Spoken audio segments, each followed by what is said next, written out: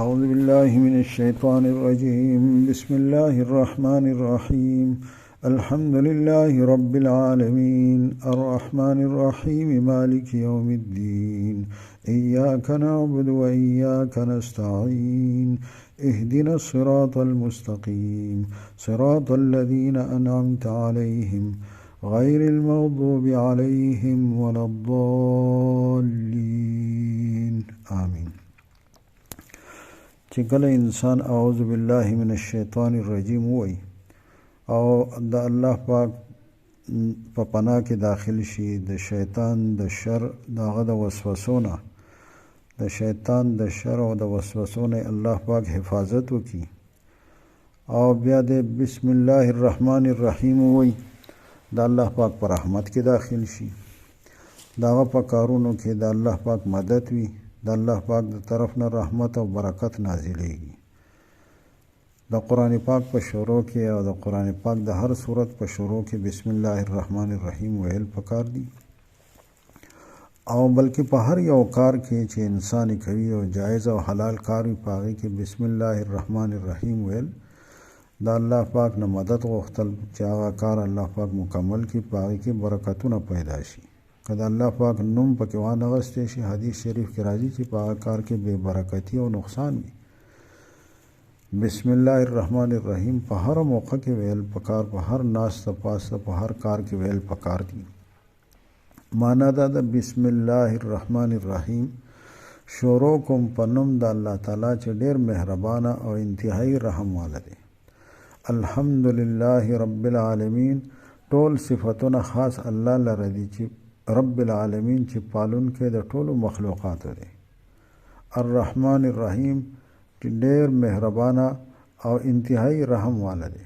مالک یوم الدین اختیارمند دی د ورځې د قیامت.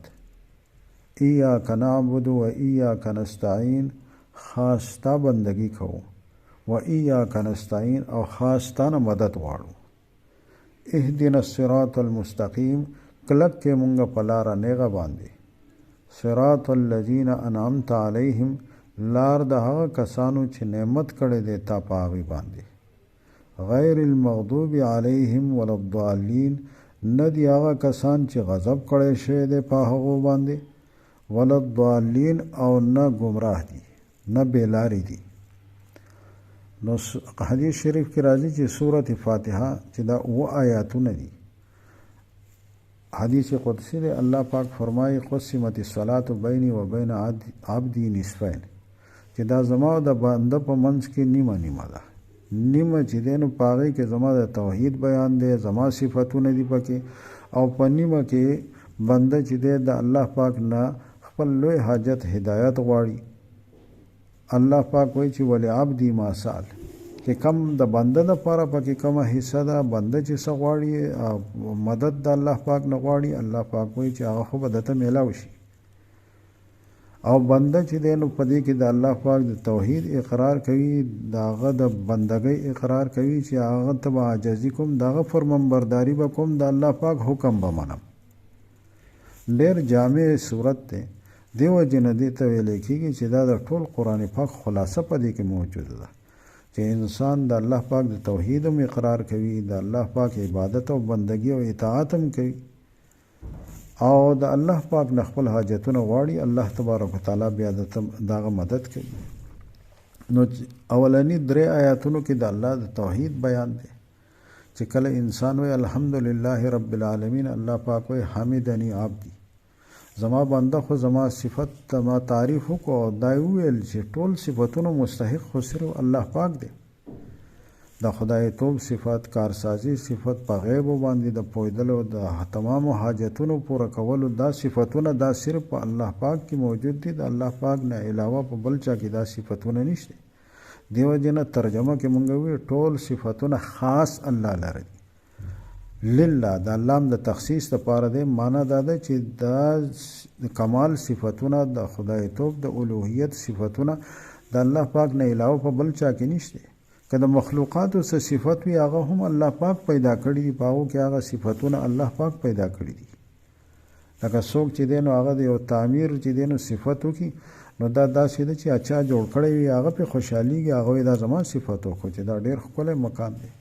که څوک د نګولي او د سالن د خوراک چې دی نو هغه صفت وکړي، نو کمې ښځې چې پخ کړی وي هغه خوشحالېږي چې دا زما د خوراک زما د پخلي صفت یې وکړو.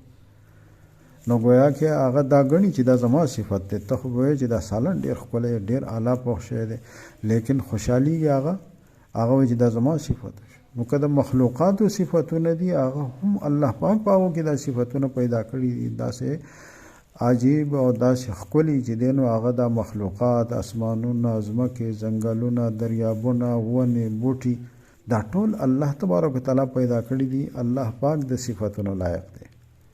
نو دا خو د الله پاک د توحید خبره شو چې داسې بل څوک نشته دی چې د صفتونو لایق، د خدایتوب او د الوهیت د صفت لایق، د دې مستحق صرف الله پاک دی. د الله پاک نه علاوه بل څوک نشته.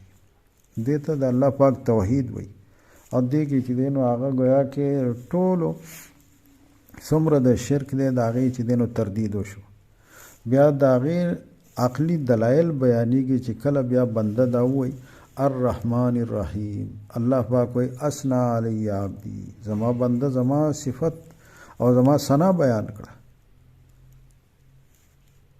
نو پر رب العالمین دا هم د الله پاک د توحید دلیل دی چې الله تبارک وتعالی هغه ذات دی چې هغه پالونکی د مخلوقاتو دی، پرورش الله پاک کوي. نو بل څوک نشته دی چې دا مخلوقات پیدا کوي او د دې پرورش کوي. پرورش دا معنا چې هغه د وړوکي درجې نه درجه په درجه چې دی نو هغه کمال ته رسوي او هغه لویوي او هغه طاقتور کوي. بوټي سره الله پاک د هغې تربیت کوي، انسانان چې دی نو د هغې تربیت کوي. لاول واړه کمزوري پیدا شي بیا الله پاک هغو ته کمال او طاقت ورکوي. حیوانات، واګانې، بیزې، دا ټول چې دی نو هغه څنګه کمزوري حالت کې پیدا شي بیا الله تبارک وتعالی د هغې تربیت او د دې په تربیت کې کم کم انتظامات دي.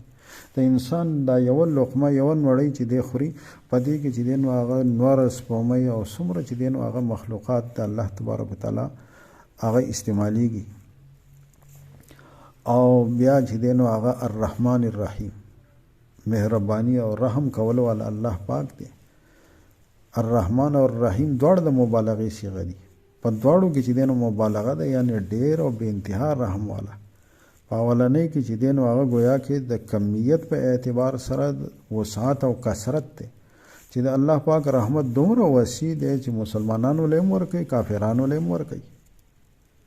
الرحیم د الله پاک د آخرت رحمت چې دی نو د هغې ذکر دی چې آخرت کې د الله تبارک وتعالی رحمت اگر چې هغه خو مخصوص دی د مؤمنانو لپاره، کافرانو باندې هغه نعمتونه چې کوم په جنت کې الله پاک پیدا کړي هغو له نه ورکوي، لیکن کمال په هغې کې دی چې هغه انتهایی کامل نعمتونه دي.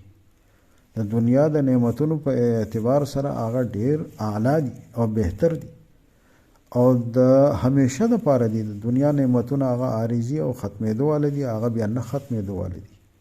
نو په هر اعتبار سره د الله پاک رحمت چې دی نو هغه ډېر لوی دی. الرحمن الرحیم، مالک یوم الدین، چې مالک دی د ورځې د قیامت. د دنیا هم الله پاک مالک دی، د آخرت هم الله پاک مالک دی. په دنیا کې بیا ظاهري الله پاک چې دی نو هغه چاته څه ورکړي د لږ وخت لپاره خلک پکې د خپل ملکیت دعوه کوي، لیکن د آخرت ورځ داسې ده چې په هغې کې څوک چې دی نو هغه داسې دعوه کول والا نشته دی. دې وجې نه خاص د مالک یوم الدین بدلې ورځې او دې ته هم اشاره وکړله چې گویا کې انسان چې دی نو هغه د الله تبارک وتعالی بندګي کوي، د الله تبارک وتعالی حکم مني، نو هغه ته به ضرور د دې بدله میلاوي. نو قابل فرق په دنیا کې څه محنت وي نو دا خو چې دی نو هغه محنت د دې هغه نتیجه د دې بدله هغه به الله تبارک وتعالی په آخرت کې درته ورکوي. نو الله پاک د دې مالک یوم الدین. ایاک نعبد و ایاک نستعین، چې کله انسان وایي چې مالک یوم الدین نو الله پاک وایي مجدنی عبدی، بنده زما بنده چې دی نو زما لوی بیان کړه. او چې کله وایي ایاک نعبد و ایاک نستعین نو الله پاک وایي هذا بیني و بین عبدی، دې کې صحیح څه زما ده او صحیح څه پکې د بنده ده. ویا کې دا بنده چې د الله تبارک وتعالى د توحید دا خبره وکړه، پاغي کې رب العالمین الرحمن الرحیم مالک یوم الدین د الله پاک په دې صفاتونو په دې عقلي دلایلو باندې غور وکړو چې د صفاتونو لایق صرف الله پاک دی، نو هغه گویا کې بیا د دې اقرار کوي چې ایاک نعبد. اوس عبادت خو داغه په کار دی، فرمانبرداري داغه په کار، داغه نه علاوه بل څوک بیا د عبادت هم مستحق نشتی چې دا صفاتونه په بل چا کې نشته، نو بل څوک د عبادت لایق نشته. ایاک نعبد په دې کې هم تخصیص دی چې ایاک نعبد ولا نعبد سواک، چې خاص تا صرف ستا عبادت کو د بل چا نه، و ایاک نستعین او صرف ستا نه مدد غواړو. نو د الله پاک د بندګۍ ذکر هم دی چې انسان د الله پاک د بندګۍ اقرار کوي، د الله پاک حمد او صفت دی، او ایاک نستعین د الله پاک نه مدد غواړي، نو دا نیمه د بنده د پاره، نیمه د الله پاک په دې کې ده. او بیا د هغې نه وروسته اهدنا الصراط المستقیم صراط الذین انعمت علیهم غیر المغضوب علیهم ولا الضالین. فرمایي چې دا آخري چې دی نو 3 آیاتونه دا بیا چې دی نو هذا لعبدي ولعبدي ما سأل، دا بیا ټول د بنده د پاره دی چې بنده بیا د الله تبارک وتعالی نه بیا سوال کوي، او د الله تبارک وتعالی هغه لوی نعمت چې هغه هدایت دی، ځکه چې هدایت میلاو شي بس هر څه میلاو شو. اهدنا الصراط المستقیم، نو بنده بیا د الله پاک نه دا دعا کوي چې الله کلک کې مونږه په لاره نیغه باندې، چا ترجمه کړی دی چې وخی مونږ ته لاره نیغه، دام ټیک معنی ده، او چا ترجمه کړی دی چې هغه چلا همې روان کې مونږه په لاره نیغه باندې په صراط مستقیم، دام ټیک ده، او چا ترجمه کړی دی چې کلک کې مضبوط کې مونږه په لاره نیغه باندې، دام ټیک ده. اصل کې په هدایت کې دا ټولې خبرې موجودې دي، په پښتو کې داسې جامع لفظ نشته دی چې دا ټولې خبرې پکې موجود دي، ځکه چې انسان چې دی هغه ته د هدایت لار معلومه نه، جاهل وي او پته ورته نه چې هغه نیغه لاره کومه ده، نو دا هم په هدایت باندې نه دی. او که د هدایت لار ورته معلومه خو په هغې باندې چلیږي نه، په هغې باندې عمل نه کوي، علم ورسره عمل پې نه کوي، نو دا هم په هدایت باندې نه دی. او که چېرته چې دی نو هغه په هغې باندې عمل کوي لیکن د مرګه پورې په هغې باندې ثابت قدم پاتې نه شي، په هغې باندې کلک او مضبوط پاتې نه شي، څه زمانه پې عمل وکړي بیا مرتد شي او بیا یې پرېږدي، نو دا هم په هدایت باندې نه دی. نو په هدایت کې دا ټولې خبرې دي. هدایت وایي دی ته چې څوک چې دی نو چاته هغه لار برابر کړي، هغه لار ورته وښیي چې کوم منزل مقصود ته تللی ده، صرف ورته ونه ښیي چې دغه لار د ته پېځه نه، هغه ځان سره چې دی نو ډېر په شفقت او مهربانۍ باندې چې دی نو هغه د ځان سره روان کړي، او حتی چې منزل مقصود ته ورسوي، دې ته وایي هدایت. اهدنا الصراط المستقیم، هدایت وکې مونږ ته او وښیې مونږ ته، روان کې مونږه، کلک کې مونږه، الصراط المستقیم په هغه نیغه لار باندې. لارې خو ډېرې لارې دي، خو صراط المستقیم په هغه نیغه لار چې په هغې کې کوږوالی نشته دی، په هغې کې چې دی نو هغه غلطي نشته دی، هغه صراط مستقیم چې هغه منزل ته منزل مقصود ته چې دی نو هغه ډېر په اسانۍ سره رسېدلی ده او نیغه رسېدلی ده. دا به کومه لارې د هغې چې دی نو الله تبارک وتعالی د وروسته آیاتونو کې د هغې علامت د هغې مزید وضاحت وکړو چې صراط الذین انعمت علیهم، دا لار د هغه خلک کسانو ده چې تا په هغو باندې انعام کړی دی. مونږ به څنګه پیژنو چې صراط مستقیم کومه یوه ده؟ الله پاک د هغې نشاني مو وښوله، دا انعمت علیهم په کومو خلکو د الله پاک انعام شوی دی، لکه څنګه چې په بل آیات کې الله پاک فرمایي انعم الله علیهم من النبیین والصدیقین والشهداء والصالحین وحسن اولئک رفیقا، چې هغه د الله پاک پیغمبران دي، صدیقین دي، شهدا دي، صالحین او نیک خلک دي، د هغه خلکو لار.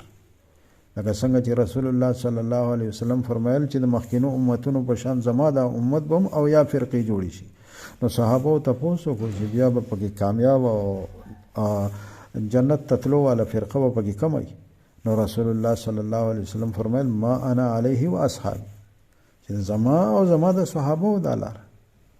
نو دې ته کتل یعنی په خپل عقل او سوچ باندې چې دی نو سړی انسان هغه صحیح لار نشي معلومولی، چې کم الله پاک په هغو باندې انعام کړی دی، پیغمبرانو، شهداو، صدیقینو، صالحینو، د هغې لار او د هغې چې کومه لار اختیار کړي او په کومه باندې هغه پوه شوي دي د هغې اتباع او د تابعداري کوله.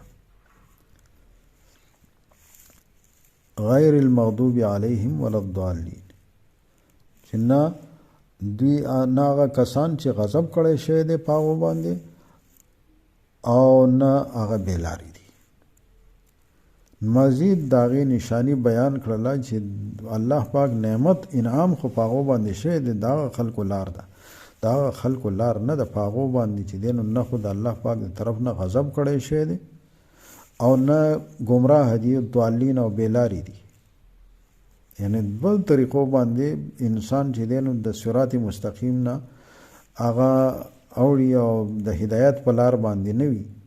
یو دا خبره چې کله د الله په غضب وي په هغه باندې، یعنی په خبره باندې پوهېږي، د هغې باوجود د ضد او د عناد په وجه باندې هغه نه مني او په هغه لار باندې نه ځي. لکه حدیث شریف کې د مثال په طور باندې د یهودیانو ذکر راغلی دی چې یهودیان چې دی نو هغه داسې و چې غضب پې نازل شوی او پوهېده پیژنده به چې دا د الله پاک پیغمبران دي، د هغو مخالفت او دشمني به یې کوله، حتی هغه پیغمبران یې قتل کړي دي، د هغو سره چې دی نو ظلم او زیاتی کړی دی. نو هغه هم چې دی نو هغه په هدایت باندې نشو.